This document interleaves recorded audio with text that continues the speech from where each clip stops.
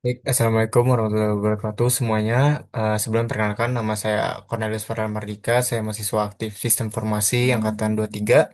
Di sini saya akan menjelaskan terkait proyek UAS mata kuliah Bisnis Intelijen saya yang berjudul Analisis Pola Kualitas Udara di Tangerang Selatan menggunakan klasifikasi dan visualisasi dashboard monitoring lingkungan. Baik, langsung aja ke slide selanjutnya. Oke, dari identifikasi masalah dan analisis stakeholdernya, di sini konteks bisnisnya yaitu Dinas Lingkungan Hidup atau DLH. Kota Tangerang Selatan memerlukan informasi kualitas udara yang akurat dan mudah dipahami untuk mendukung pengambilan keputusan dalam pengendalian pencemaran udara. Meskipun data kualitas udara sudah tersedia, penyajiannya dalam bentuk tabel atau laporan masih menyulitkan proses analisis tren. Nah, identifikasi polutan dominan dan evaluasi kondisi udara. Oleh karena itu, proyek ini menerapkan pendekatan bisnis intelijen melalui dashboard interaktif dan model klasifikasi decision tree untuk mengubah data menjadi informasi yang mendukung pengambilan keputusan berbasis data atau data driven decision making. Lalu untuk stakeholdernya sendiri, di sini ada tiga.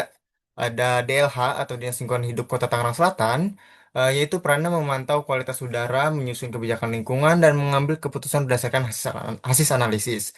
Lalu yang kedua itu bisa pemerintah daerah. Nah, itu perannya menggunakan hasil analisis sebagai dasar penyusun program pengendalian pencemaran udara. Lalu yang ketiga itu masyarakat atau user lah. Itu memanfaatkan informasi kualitas udara untuk meningkatkan kewaspadaan dan menyesuaikan aktivitas harian. Oke, di sini untuk rumusan masalahnya sendiri, dashboard ini dirancang secara terukur untuk menjawab 5 pertanyaan masalah strategis.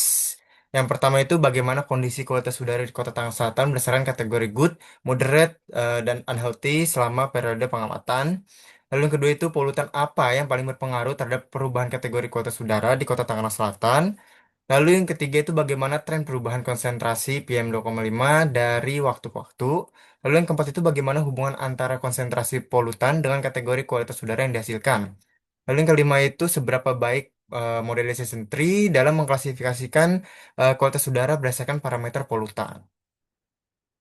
Nah, di sini untuk start skema data warehouse-nya, bisnis proses pada proyek ini adalah monitoring kualitas udara untuk membantu DLH atau Dinas Lingkungan Hidup dalam pengambilan keputusan. Lalu green-nya itu adalah satu record merepresentasikan satu pengukuran kualitas udara pada satu tanggal.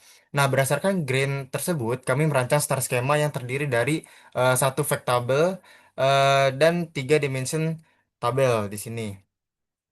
Nah, lalu date ini dijadikan dimensi karena analisis dilakukan berdasarkan waktu, waktunya itu bulan dan tahun. Lalu untuk kategori dijadikan dimensi juga karena digunakan untuk mengklasifikasi dan agregasi.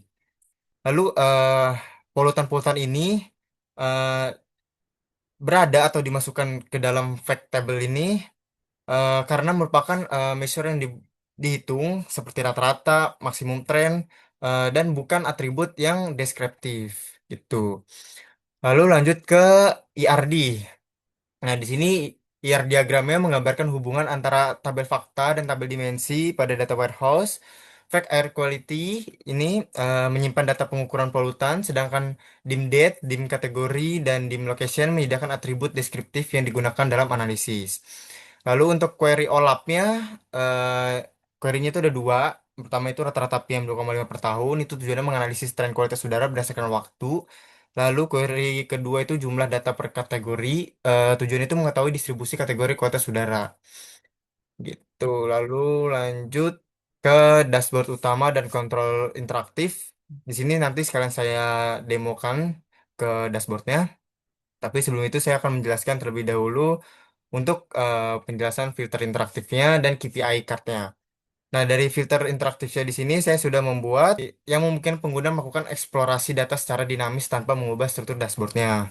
Nah, saya membuat filter itu ada filter year, filter tahun itu memilih periode tahun yang akan dianalisis, lalu seluruh KPI-nya itu dan visualisasinya akan diperbarui secara otomatis sesuai tahun yang dipilih. Lalu ada filter kategori juga. Ini memilih kategori kualitas udara, ada good, ada moderate, dan unhealthy. Tujuannya memudahkan analisis terhadap kondisi kualitas udara berdasarkan kategori tertentu. Lalu untuk KPI card-nya ada 4 di sini saya buat.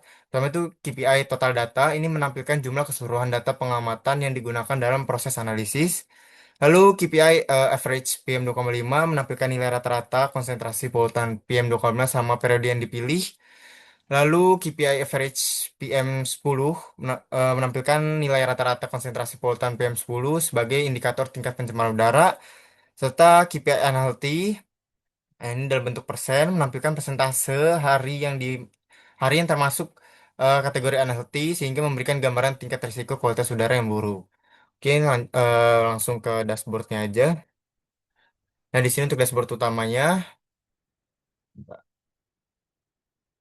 di sini saya sudah melakukan filtering dari tahun ke tahun karena data saya tahun 2020 sampai 2022. Di sini pada tahun 2020 kita bisa lihat KPI-nya itu yang PM2,5 itu 45,51. Untuk KPI PM10-nya itu 19,70 dan KPI unhealthy-nya itu 17,2%. Jika kita geser ke tahun 2021, nah di sini bakal berubah untuk angka KPI-nya sendiri semua. Untuk PM2,5 itu di 45,72, untuk KPI PM10 itu di 19,73, untuk KPI unhealthy itu di 8,8%. Dan ini untuk proporsi kategorinya lebih banyak unhealthy dibanding good dan moderate. Lalu ke tahun 2022, nah ini berubah juga untuk KPI-nya.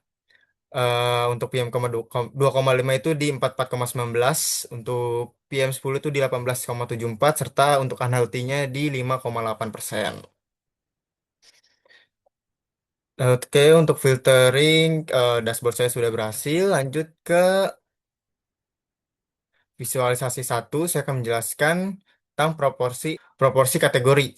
Nah, ini proporsi kategori ini merupakan visualisasi yang membantu stakeholder mengidentifikasi dominasi kategori kualitas udara sehingga dapat menjadi indikator awal dalam mengevaluasi efektivitas kebijakan pengendalian pencemaran udara dan menentukan prioritas tindakan apabila proporsi kategori unhealthy meningkat. Seperti itu. Lanjut ke dashboard analisis data. Di sini memiliki 3 visualisasi.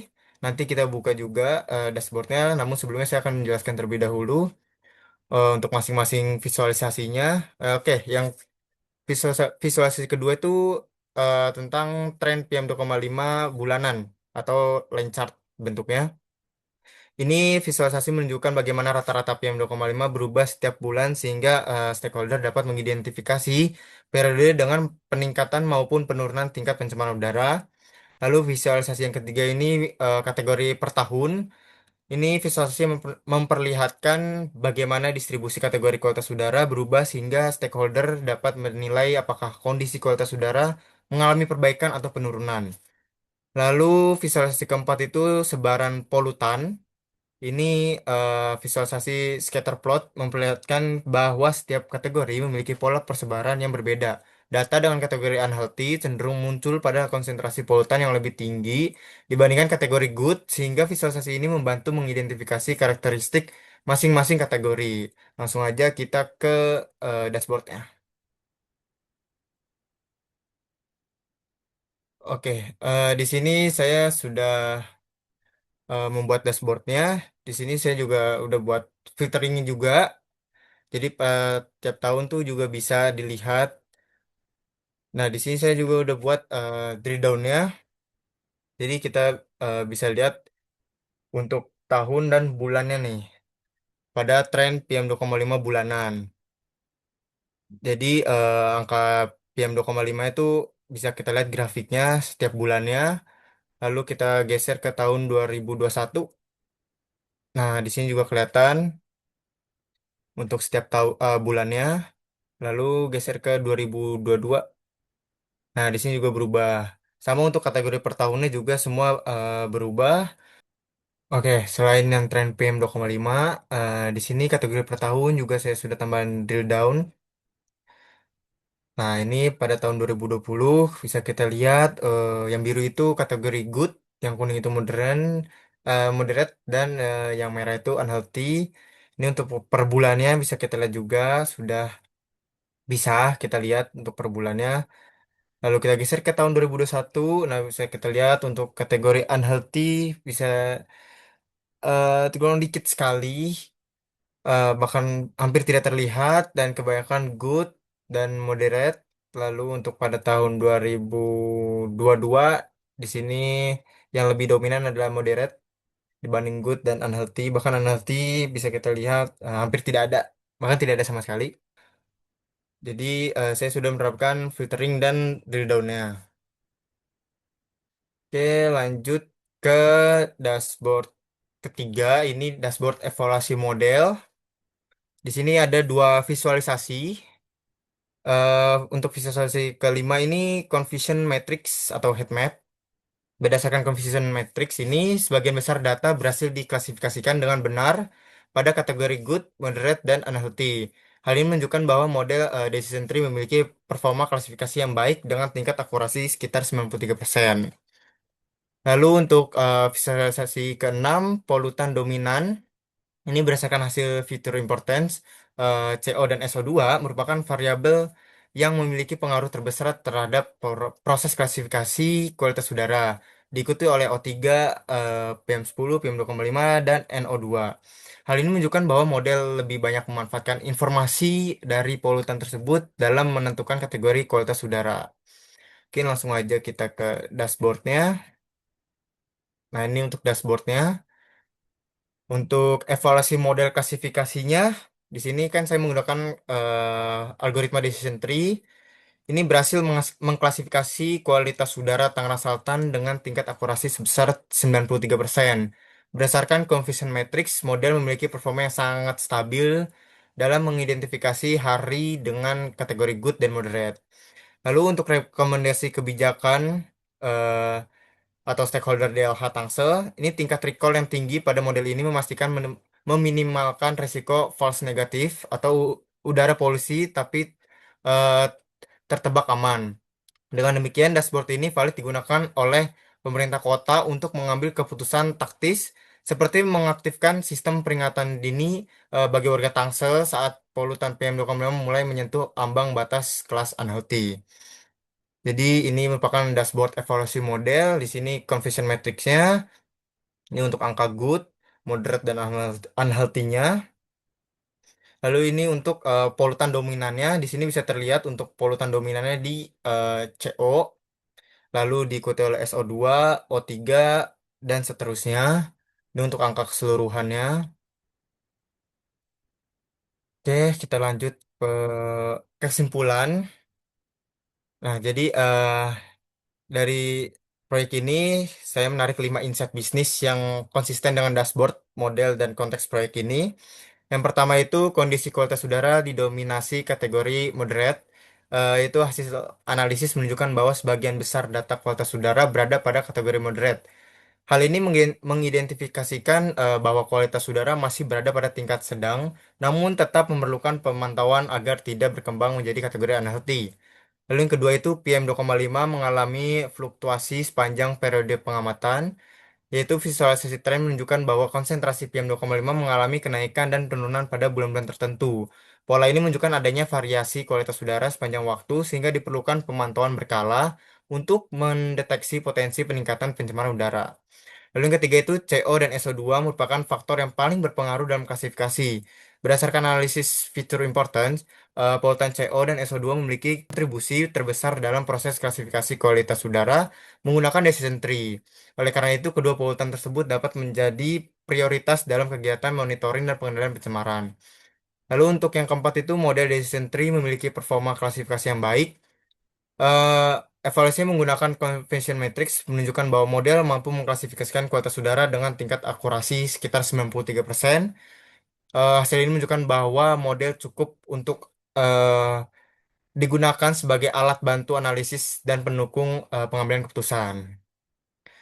Lalu yang kelima itu dashboard business intelligence mendukung pengambilan keputusan berbasis data, yaitu dashboard interaktif memungkinkan stakeholder mengeksplorasi data melalui filter interaktif, KPI, serta berbagai visualisasi analitis.